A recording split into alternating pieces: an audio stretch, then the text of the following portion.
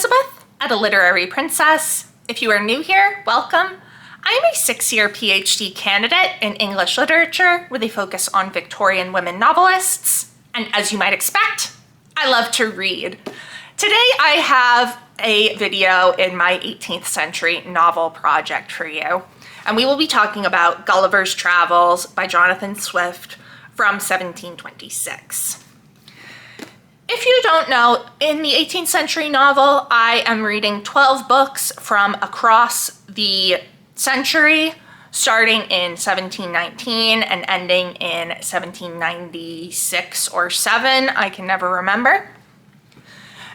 And I am doing this because I feel like I'm kind of deficient in 18th century literature, especially the early stuff.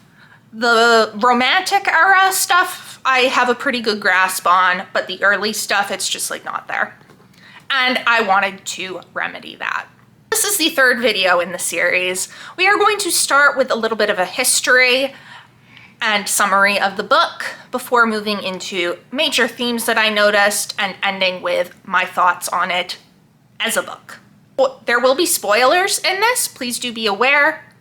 So if you do not want to know what happens in Gulliver's Travels, you should leave now. Let's jump in. Jonathan Swift was born on November 30th, 1667.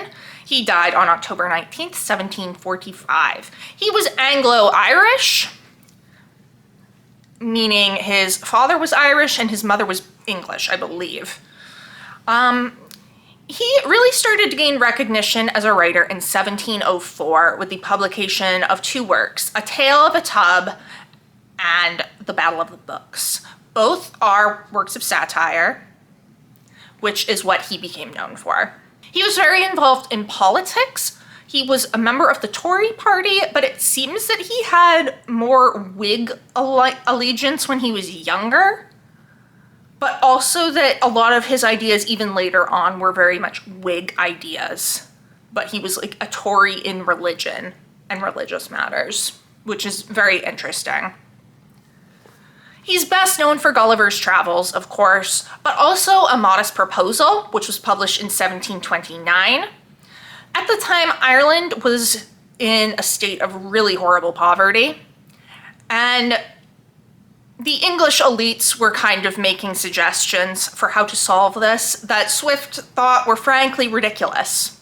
So he published A Modest Proposal, satirizing these ideas by proposing that the Irish should get their way out of poverty by selling their children to the elite for food. Yes, it's about cannibalism. Read that in high school, that was disturbing. Gulliver's Travels, published in 1726, also a satire. According to the man who wrote the introduction for this edition, Robert DeMaria Jr., it is not a novel or a story, primarily. It's a satire. And that is very much noticeable. He is satirizing the travel narrative, which was a very popular genre at the time, and he is making points regarding a variety of political and religious issues. The story is of Lemuel Gulliver, Lemuel. Did anyone know that was his name? I didn't. Anyway, he is a surgeon for a ship, and he goes on several different voyages and always ends up stuck in some country that is very much not like our own. He ends up in Lilliput, which is filled with people who are about 6 inches tall. He then ends up in, and can I pronounce these words that he is making up? Brobdingnag,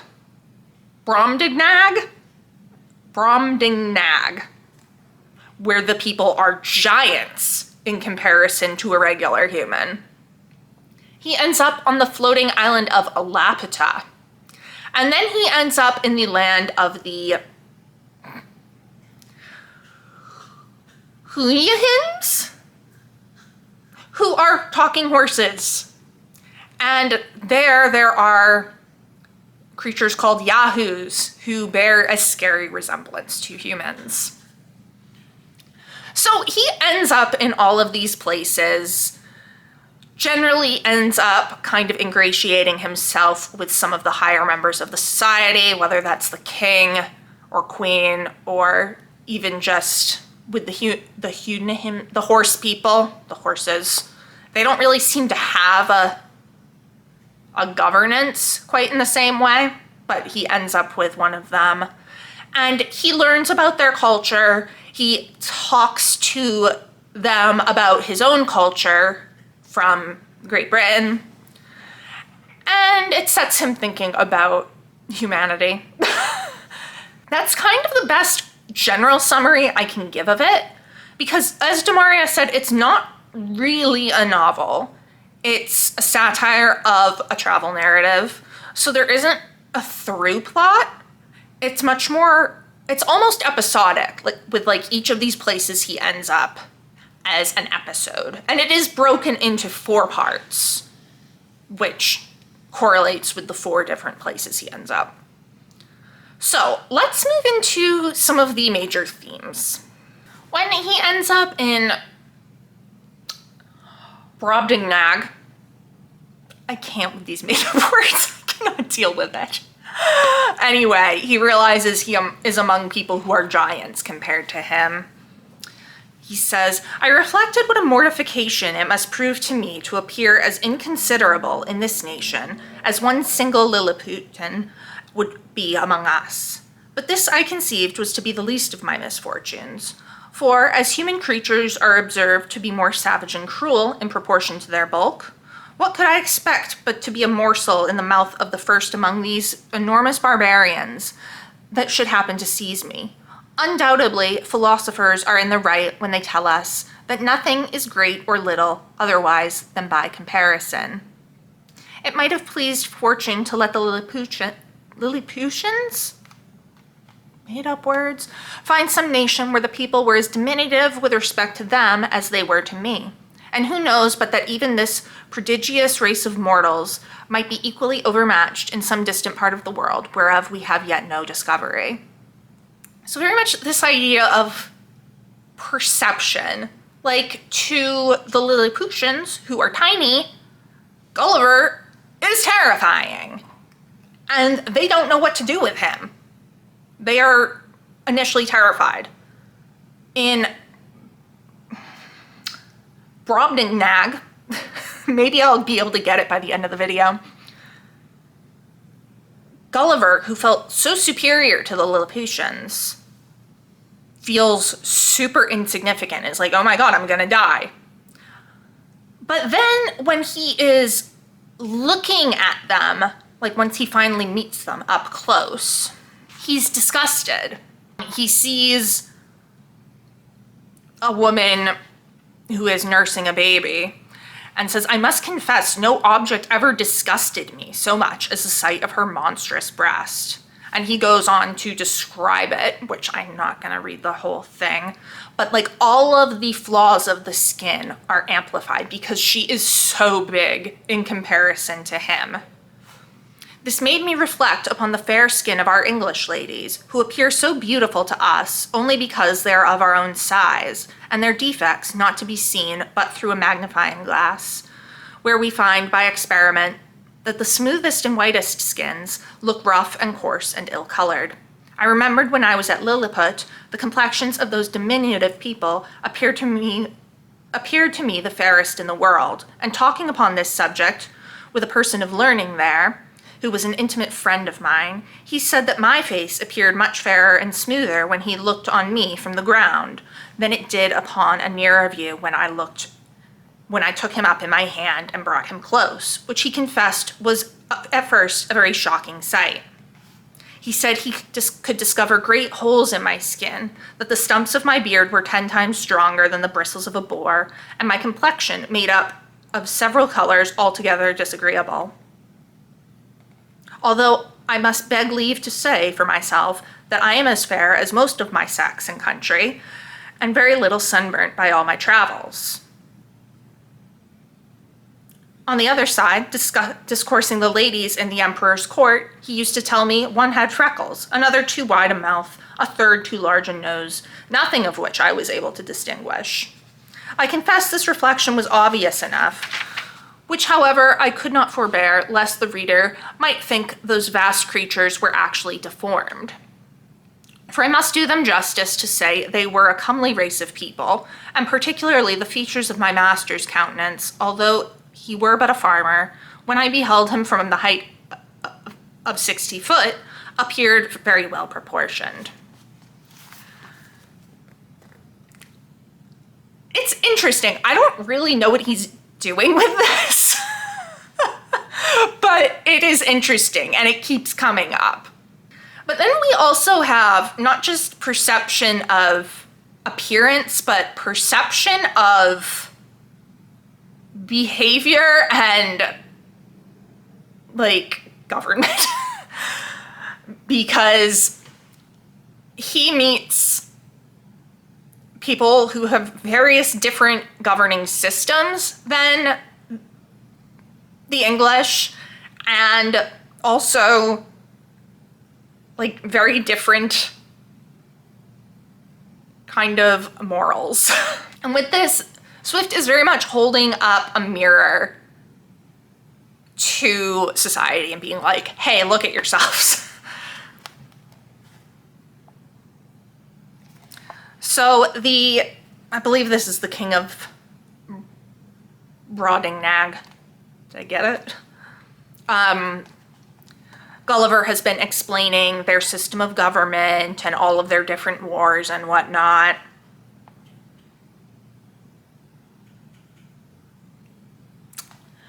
He was perfectly astonished with the historical account I gave him of our affairs during the last century, protesting it was only a heap of conspiracies, rebellions, murders, massacres, revolutions, banishments, the very worst effects that avarice, faction, hypocrisy, perfidiousness, cruelty, rage, madness, hatred, envy, lust, malice, or ambition could produce.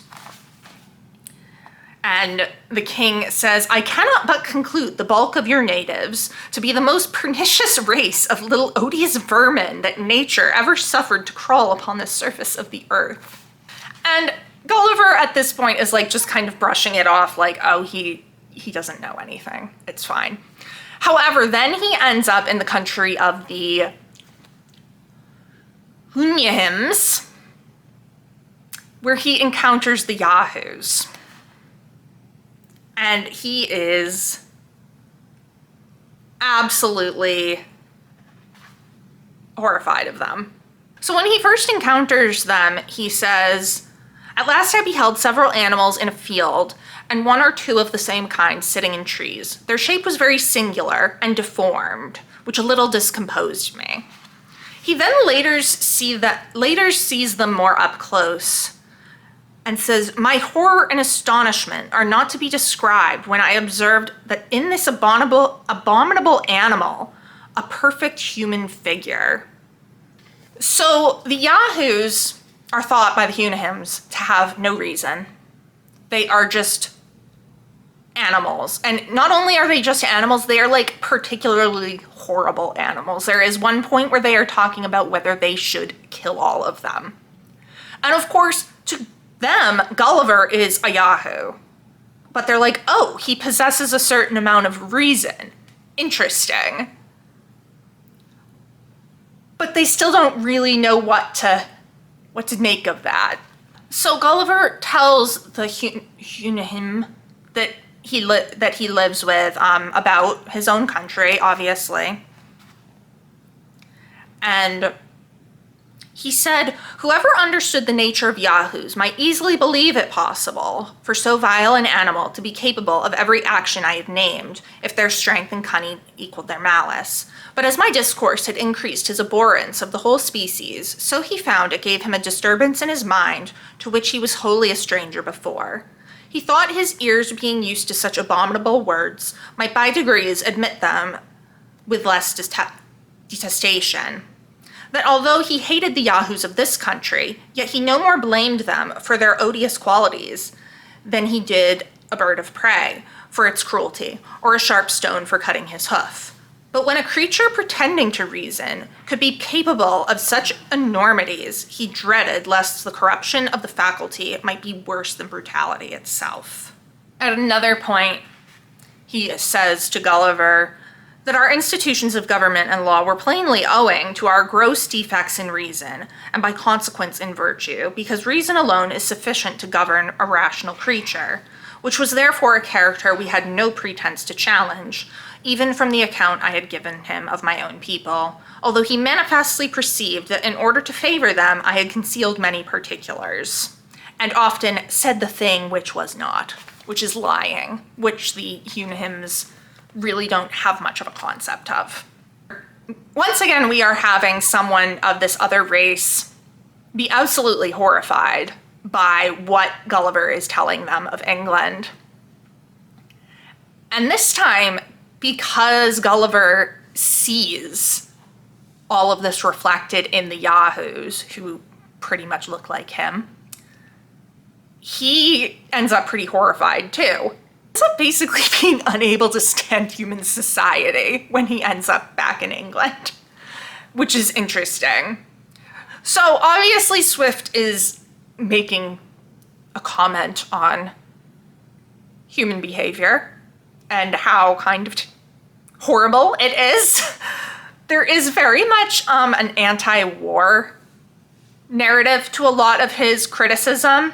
At one point he is telling the King of Brobdingnag all about weapons for war and whatnot, and the guy is horrified. The king was struck with horror at the description I have given of those terrible engines and the proposal I had made, because he proposes to help them build some. And Gulliver says, "A strange effect of narrow principles and short views that a prince possessed of every quality which procures veneration, love, and esteem, of strong parts, great wisdom, and profound learning, endued with admirable talents for government, and almost adored by his subjects, should from a nice unnecessary scruple, whereof in Europe we can have no conception, let slip an opportunity put into his hands that would make him absolute master of the lives, the liberties, and the fortunes of his people." Even though Gulliver is like, well, I can't believe this. Oh, why would he not want this? It's clear that we're meant to see that God wanting that would be a terrible thing. Swift is also commenting on many particular, specific political issues that I don't really know much about, and I would look up in the footnotes. I don't really have a whole lot of thoughts on those because I just don't know much about them. However, I did really like his take on the break with the Catholic Church and the English Protestant Reformation. This was just a hilarious way to put it. This is in Lilliput, and there's the two great empires, Lilliput and Blefuscu, which is meant to be France. And they are, as I was going to tell you, they've been engaged in a most obstinate war for 36 moons past. It began upon the following occasion. It is allowed on all hands that the primitive way of breaking eggs before we eat them was upon the larger end. But his present majesty's grandfather, while he was a boy going to eat an egg and breaking it according to the ancient practice, happened to cut one of his fingers, whereupon the emperor his father published an edict commanding all his subjects, upon great penalties, to break the smaller end of their eggs. The people so highly resented this law that our histories tell us there have been 6 rebellions raised on that account, wherein one emperor lost his life and another his crown. So this is obviously the big Endians, as they refer to it, are the Catholics, whereas the small Endians are the Protestants. I don't know, just putting it into such a trivial, stupid thing. Obviously Swift kind of thinks that the whole thing's a bit ridiculous. because, I mean, just as ultimately you're both eating an egg, you're both worshiping the same God. Anyway, that is the one like very specific political thing that I found quite funny. Most of the time I didn't get it because I just don't know much about that period, and he is looking at very specific things. The final thing that I want to talk about, like as a major theme, is the satire of the travel narrative. Because, oh boy, is he satirizing that. So I particularly noticed that a moment when I'm pretty sure this is a reference to Robinson Crusoe. This is when he ends up in Brobdingnag. I lamented my own folly and willfulness in attempting a second voyage against the advice of all my friends and relations. Which Robinson Crusoe, as you might know from my video on that, went on this voyage against all advice. But Gulliver, even once he gets home, he keeps going back, kind of like Robinson Crusoe. So when he finally gets back from Brobdingnag, in a little time, I and my family and friends came to a right understanding, but my wife protested I should never go to sea anymore, although my evil destiny so ordered that she had not power to hinder me, as the reader may know hereafter. And then he goes off and ends up in another voyage, in which they end up taken by pirates. And like, this keeps happening. But he's also just poking fun at the specifics of the travel narrative. After like a very detailed explanation of things,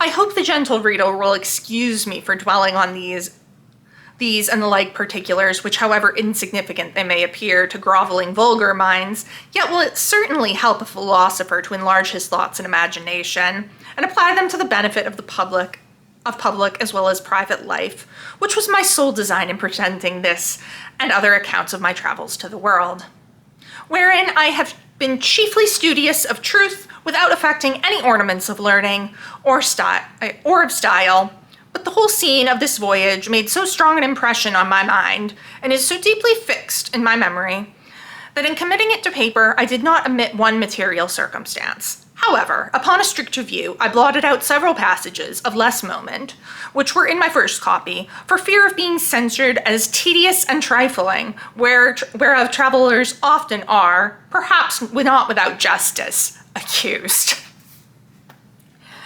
And he does similar things like this throughout the whole book.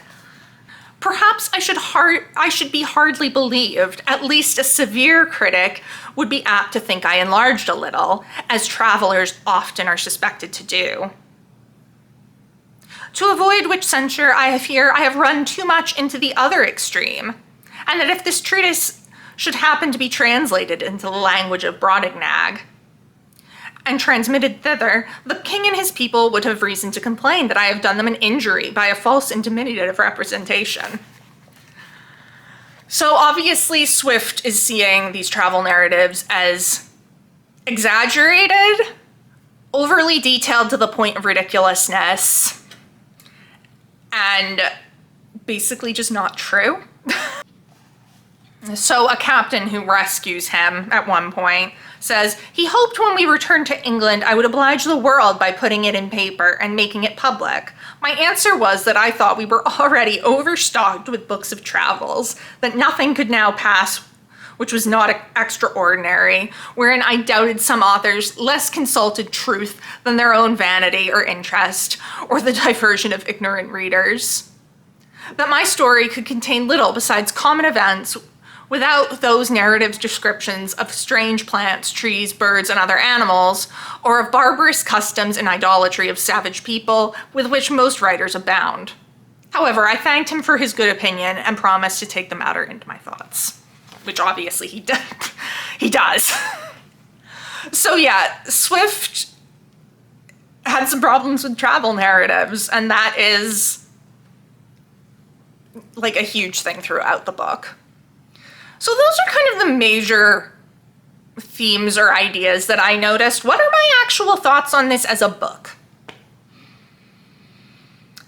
I didn't like it, guys.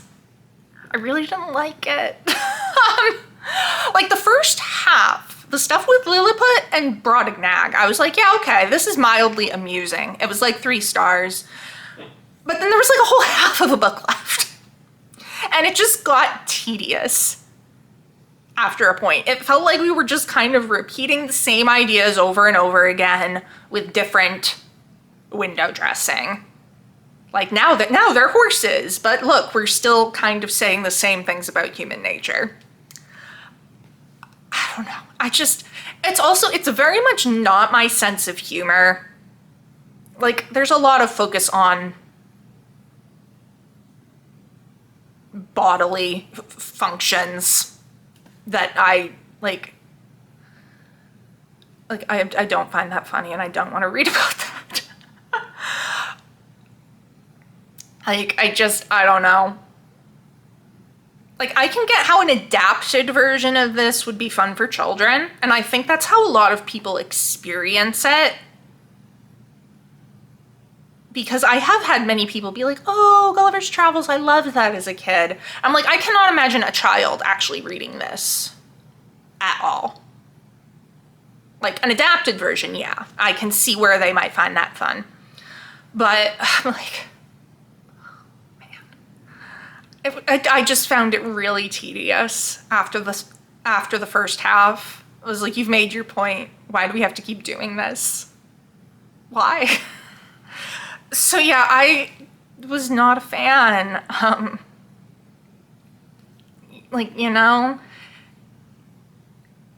And because it's a satire, it's not like Gulliver has any real interiority as a person, the way Robinson Crusoe did. I just found it tedious. Like, it's kind of on the same level as Love in Excess for me. There were interesting parts to it. And there were elements that I enjoyed a bit, but mostly I was just like, I don't want to be reading this. So yeah, I gave this 2.5 stars. I feel like that's a really unpopular opinion. But it's not my sense of humor. I don't know enough about some of the stuff he's making reference to. Even with reading the notes, I don't know enough about it to really find it that funny. And also I resent the fact that I had to figure out how to pronounce Unahim. But yeah. Yes, oh no, this was not successful for me. 2.5 stars. Sorry, Swift. Like, sorry. I'd read A Modest Proposal. This was not my first Swift. And I think A Modest Proposal kind of wasn't my thing either. Like, this just isn't the type of comedy and satire that I like. So it wasn't very successful for me. However, I am glad that I've read it because I feel like this is a pretty big work of English literature. Like, even, yeah, so the Goodreads summary says it was nominated as one of America's best-loved novels by PBS's The Great American Read. So, like, I'm glad that I've read it because it is, again, it is like a major part of English literature that people always mention. So I am glad that I read it for that, but I am not going to be revisiting it ever because I just really didn't enjoy it that much. So that was Gulliver's Travels from 1726. Next time we will be looking at Pamela by Samuel Richardson. Right? Samuel Richardson? My copy's way over there. Which I think is from 1740. So we're skipping the 30s because apparently nothing good came out in the 30s. So let me know down in the comments below. Have you read Gulliver's Travels? What did you think of it? Do you agree with me? Disagree with me? What are some of the major themes you noticed that I didn't point out? If you enjoyed this video, please don't forget to give it a thumbs up and subscribe to see more of my bookish content. It has been great chatting with you. I will see you soon. Bye.